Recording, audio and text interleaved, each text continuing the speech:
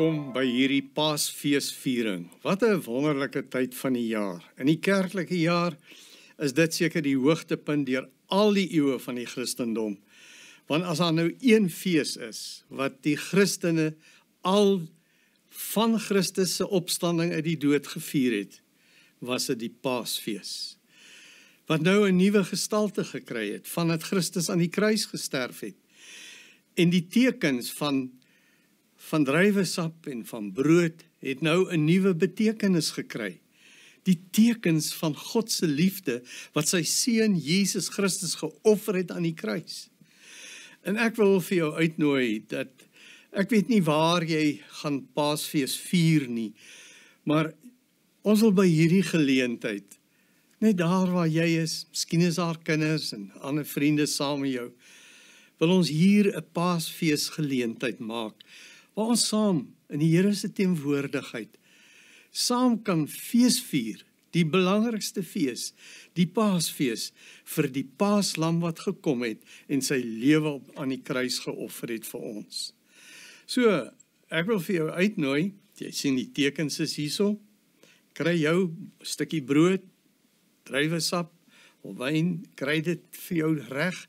Aan die einde gaan ons saam dit hier op 'n wonderlike manier vier. Gaan bietjie kyk wat sê die Bybel oor Paasfees, en dan gaan ons nie net daaroor praat nie, ons wil daarby uitkom om dit te beleef. So kom ons stel ons harte oop en ons vertrou die Here dat hy dit regtig vir ons 'n geestelike belewenis en 'n ontmoeting sal maak. En jy kan maar nagmaal meermale vier, by jou kerk, by 'n ander groep, waar ook al. Dis 'n wonderlike geleentheid om elke keer jouself voor die Here te ondersoek. Is hier sonde in my lewe? Wys vir my en help my om die kruis raak te sien, die teken dat daar vir my sondes betaal is en dat Jesus my wil en kan vergewe. So, kontak ons gerus, laat weet ook oor hoe jy dit hier ervaar het, hierdie Paasfees en wat miskien spesiaal was hierdie jaar se Paasfees. Ons nommer hierso is 079 195 1586.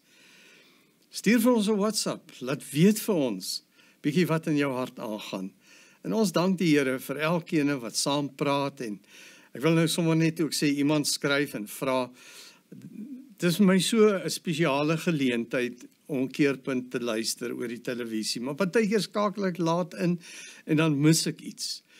Nou, kom ek sê, daar's twee oplossings. Die een moontlikheid is dat jy na YouTube toe gaan, waar hierdie en al die ander boodskappe van Keerpunt beskikbaar is. Druk jy van 'n spybediening, gaan kyk gerus op YouTube. Die ander moontlikheid is dat as jy kan opneem, dan kan jy jou dekodeerder so stel om Keerpunt op te neem, en jy kan ook maar kyk, jy kan die hele reeks opneem vooruit. So, ons wil graag saam kuier, en ons wil dankie sê vir elke van julle wat ons ondersteun, en wat vir ons op hoeveel maniere op so wonderlike wyse dra deur gebed en finansies en bemoediging, en dis vir ons so voorreg om saam met jou hierdie geestelike pad te stap, en veral om te hoor hoe jy geestelik groei. Ons wil elke dag vir jou ook ondersteun en bystaan op Instagram, kyk gerus en volg ons op Facebook en op X. Ons wil ook vir jou sê, as jy hierdie daaglikse boodskappe wat ons uitstuur, spesifiek ook op jou foon wil ontvang, dan sal ons dit vir jou per WhatsApp stuur. So laat weet net vir ons op die WhatsApp nommer dat jy hierdie graag wil hê, dan skakel ons vir jou in op daardie daaglikse ondersteuning en bemoediging. Nou, ek het gesê, ons wil 'n oomblik stil staan by Paasfees. Nou, Paasfees, het ek gesê, was die grootste Christenfees wat van alle eeue af, lank voor Kersfees gevier is. Kersfees het natuurlik eers hier by 335 na Christus begin, toe daar in die Romeinse Ryk die aanbiddingsfees gevier is op die 25ste Desember, wanneer die aarde besig is om op die keerpunt te kom, waar hy ver was van die son, nou begin nader beweeg. So dis die aanbreek van die lentetyd, wanneer jy ook gepraat het van die Mithrasfees, wanneer die Sol Invictus, die onoorwinnelike songod, weer gewen het. Hy was besig om dood te gaan en al flouer te skyn en toe skielik kom hy en hy begin weer warmer word en hy begin herleef. So hulle het die Mithrasfees gevier om die onoorwinnelike songod te vier. Die koms van die lig en die warmte en die lewe. Die Christen het sê, ons gaan nie daarmee saam nie. Ons weet wat bring lig. Ons weet waar kom die ewige lig en die ewige lewe vandaan. Ons vier Jesus se koms. Nou, Paasfees, waaroor gaan dit? Waar het dit begin? Eintlik het dit begin by die instelling in Egipte land. Toe die volk in ballingskap weggevoer was, vanweë hulle ongehoorsaamheid aan die Here, het hy hulle gewaarsku en toe het hy hulle weggevoer. Hier sit hulle in Egipte land, waar hulle in ellende gevang is, slawewerk moet doen, die farao soos 'n bose mag hulle beheer, en die farao vir hulle as slawe laat hard werk, en hulle baie moeilike omstandighede gehad het, en hoe het hulle nie verlang na hulle tempel, en hoe het hulle verlang om weer in hulle eie land te wees nie. En dan kom die goeie nuus, dat die Here vir Moses roep en sê, ek het my volk se geroep en gesmeek en gebed gehoor, los die skape van Jethro hier in die woestyn en gaan na my volk, om my kudde uit Egipte land terug te lei na die beloofde land Kanaan. Dis wat die Here gedoen het. Hy het sy volk uit Egipte verlos en in die dag met 'n wolkkolom deur die woestyn na Kanaan gelei en in die aand met 'n vuurkolom oor hulle gewaak. Farao wou nie toestem nie. Daar was 9 plaae gewees. Elke keer sê hy, goed, julle kan maar trek. En dan wanneer hy nou weer om genade pleit, dan trek hy weer sy goedkeuring terug, tot die 10de plaag. Die 10de plaag het gegaan oor die sterwe van die oudste seun in die gesin. Diere, in die vee, in die krale, oralster, die eersteling het gesterwe, behalwe as daar bloed aan die deurkusyn geverf is, en die bloed is van 'n lam gekom, wat hulle geslag het, en die bloed van die lam was die teken dat die oordeelsengel verbygetrek het, en hulle nie met die dood gestraf en getref het nie.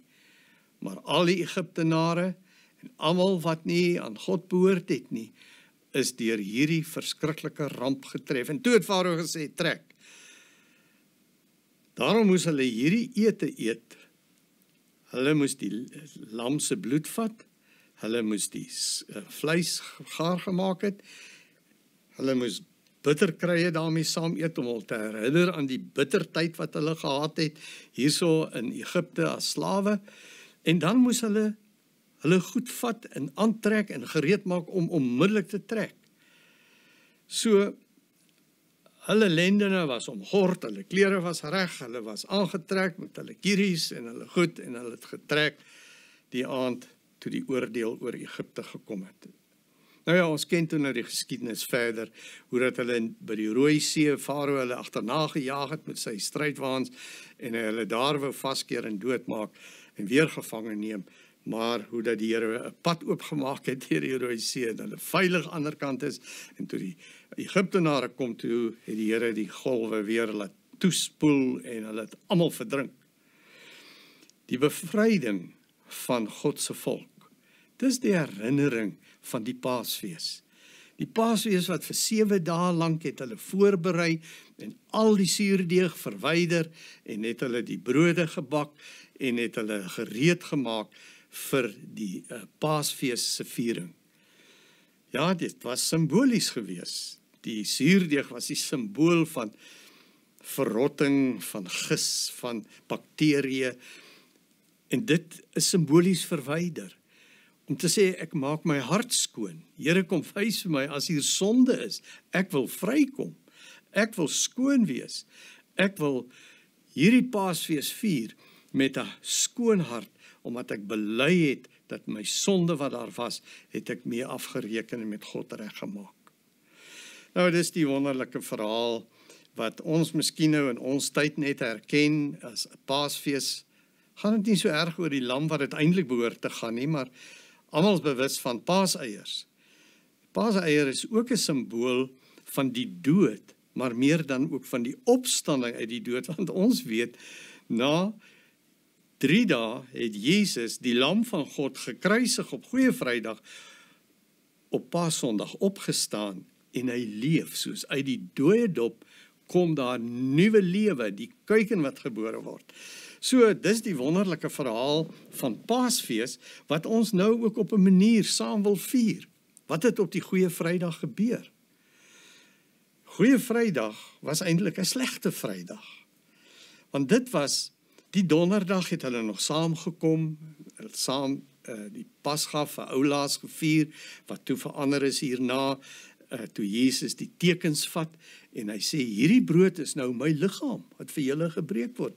Hierdie beker is nou my simbool van my bloed, wat vir julle gestort gaan word. En hy vir hulle heenwys na die offer op Golgotha. As ons nou byvoorbeeld gaan kyk wat die Bybel hieroor sê, wat daai verskriklike Vrydag gebeur het, dink jou net in, daai Vrydag nag, die vorige nag, donderdag, het hulle hom gevange geneem, het hulle hom na Kajafas se paleis gevat, het hulle hom daar vals beskuldig en klagtes teen hom probeer kry en hom verrinneweer, en toe is hy uiteindelik gegeesel en ter dood veroordeel en aan die kruis vasgespijker. Dan staan daar in Matteus 27 vers 35, hulle het hom gekruisig en sy klere verdeel deur te lood. Vers 45, van 12 uur af, het daar duisternis oor die hele land gekom, en dit het tot 3 uur geduur. Teen 3 uur het Jesus hard uitgeroep, Eli, Eli, lema sabachthani, wat dit beteken, dit is my God, waarom het u my verlaat? Vers 50, Jesus het weer hard uitgeroep en die laaste asem uitgeblaas. En op daardie oomblik wat hy gesterf het, het die voorhangsel van die tempel van bo tot onder middeldeur geskeur. Die aarde het geskit en die rotse het uit mekaar gebars. Grafte het oopgegaan en baie gelowiges wat dood was, is opgewek. Kan jy sien wat hier gebeur? Hier is 'n ingryping. Die hele skepping kom in beroering. Die son verduister. Die aarde bars uit, ek wil sê, in gebrokenheid, die rotse en die grafte gaan oop, want hier het nou iets gebeur, toe Jesus sterf, het hy in die heerlikheid van die hemel ingegaan, en in die doderyk oorwin, en die sonde oorwin, en mense het uit die dood opgestaan, soos wat hy self ook na 3 dae uit die dood opgestaan het in lewe. Hierdie verskriklike stryd van Jesus, kan jy jou indink, emosioneel, geestelik, fisies. Fisies sien jy hoe dat hy vasgespijker is in pyn in sy hande, en pyn op sy kop met die doringkroon, die bloed oor sy liggaam, sy rug wat stikkend geslaan is, sy gesig wat met vuishoue en spoeg besmeer is, en opgeswel was. Vliee, die hinderlikheid van daardie pyn, wat hy daar hang in daardie ongemaklike posisie, totdat hy van pyn sterwe. Hy bring die offer. Hy is God se lam, wat fisies hom geoffer het.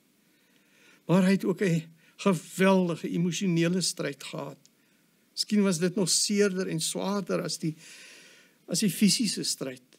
Want sy mense verwerp hom. Hulle beskuldig hom vals. Hulle wil hom doodmaak. Hulle gee hom oor aan die dood. Hulle slaan hom. Hulle vloek hom. Hulle spot hom. Hulle lag vir hom as kammerkoning. En hulle hang hom tussen misdadigers. En hy word gekruisig en gehang soos 'n misdadiger. Hy wat nooit kwaad gedoen het nie, maar wat gekom het as die redder vir die mensdom. Kan jy jou indink die pyn emosioneel, toe Judas hom verraai. Geld is belangriker as Jesus. Judas wat sy rug op hom draai, Judas die verraaier, sy vriend, een van die binnekring, en Petrus nog nader, die naaste van almal, wat sê nee, ek ken hom nie, 3 maal hom verloon. Hierdie verwerping en hierdie seer, saam met die fisiese lyding, kan seker ook nie opweeg teen die geestelike lyding wat hy gehad het nie. Kan jy jou indink hoe hy moes veg, dat die bose hom nie verlei tot sonde, om pynig en pynig en pynig, totdat hy knak en nie meer kan weerstand bied nie en kwaad word. Daar staan, hy het aan die kruis gehang, gebid in sy laaste asem. Vader, vergeef hulle, want hulle weet nie wat hulle doen nie. En blykbaar, sê 'n Griekse kenner vir my, in die oorspronklike taal staan daar eintlik, daardie tyd wat eintlik aandui, hy het dit meermale gedoen. Hy het heeltyd gebid aan die kruis, Vader, vergeef hulle. Toe hulle hom slaan, toe hulle hom spoeg, toe hulle hom vervloek, toe hulle hom vals beskuldig, toe hulle hom onregverdig behandel het, toe hy in die kruis moes dra en hy in mekaar sak.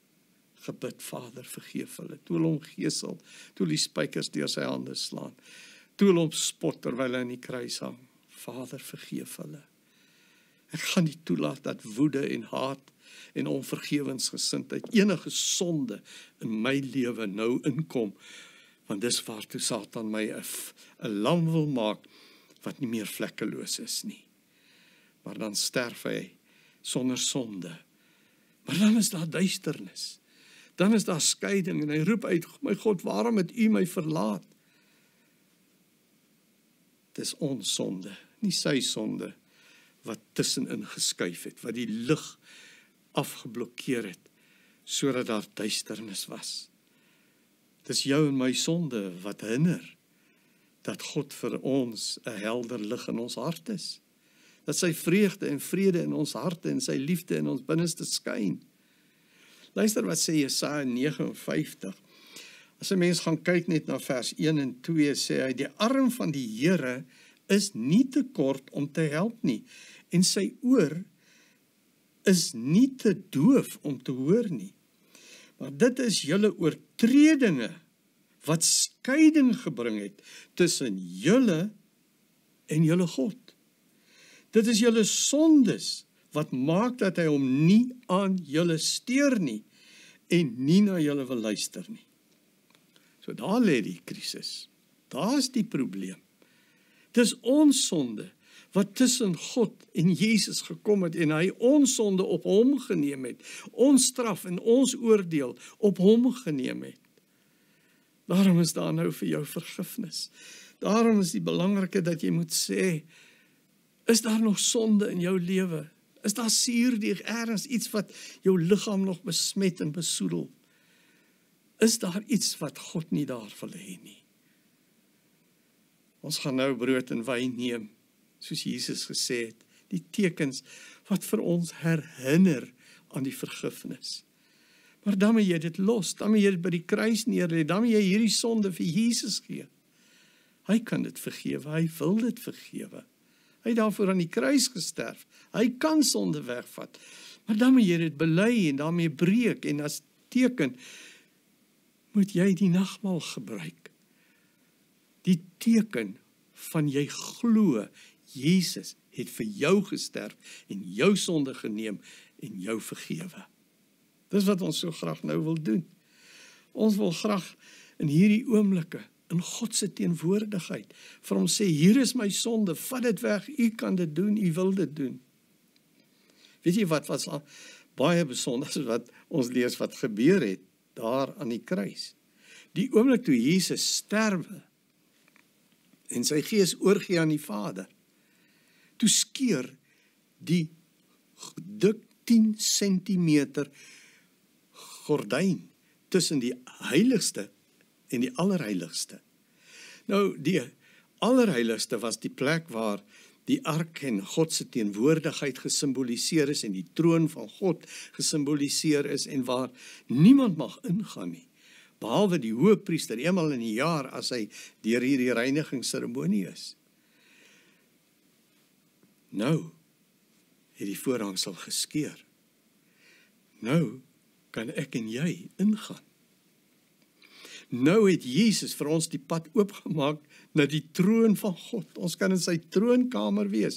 En hier in sy goddelike teenwoordigheid, net daar waar jy is, mag die Here se Gees jou oë oopmaak om te sien hy's daar. En hy's in die tekens van die brood en die wyn.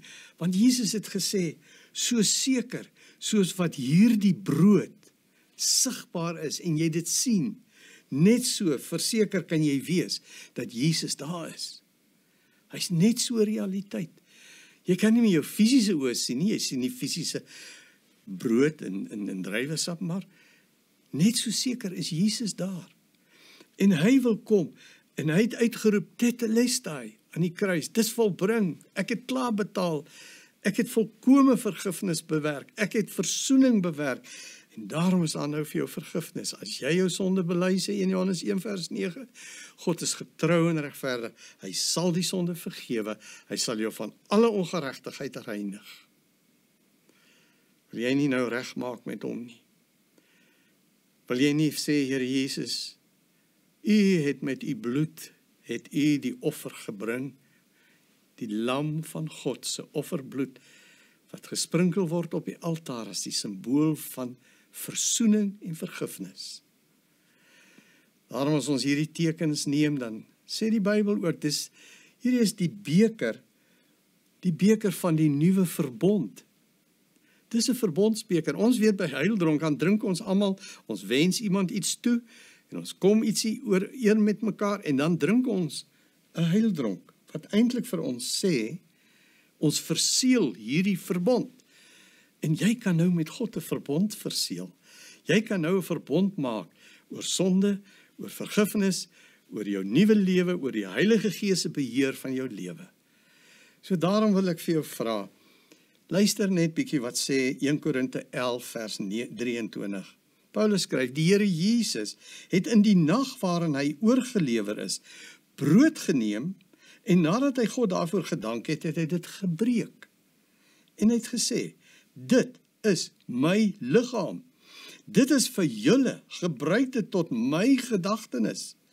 Net so ook het hy na die maaltyd die beker geneem en gesê, hierdie beker is die nuwe verbond, wat deur my bloed beseël is.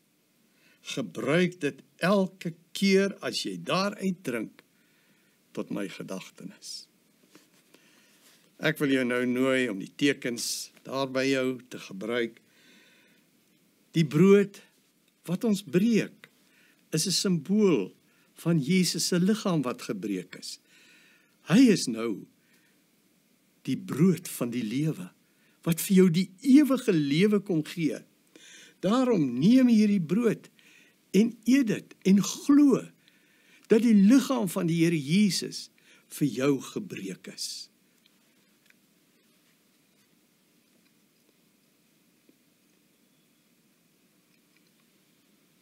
En na die brood, die beker van die nuwe verbond, die nuwe ooreenkoms, wat heenwys na die bloed van die Here Jesus, wat vir jou aan die kruis van Golgotha gestort is. Die versoeningsbloed, die offerbloed, die bloed aan die deurkusyn, wat sê, jy sal nie weer in die oordeel kom vir jou sonde nie, want ek het daarvoor betaal. Neem daarom, glo dat die Here Jesus vir jou sonde gesterf het, en deur sy bloed 'n nuwe verbond maak, 'n nuwe ooreenkoms, dat jy skoon is, dat jy nuut is, dat jy die ewige lewe het, dat hy by jou is. Maak met hom 'n ooreenkoms, sê vir hom, ek maak met u nou 'n nuwe verbond, en dan drink jy saam uit hierdie beker, en maak dit vas, wat jy nou vir God sê daar in jou stilte.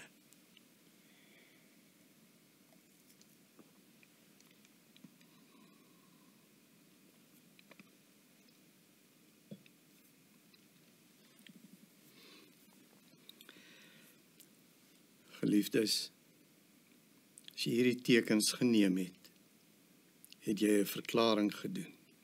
Dit staan nou vas. Jou sondes, wat jy bely het, is vergewe.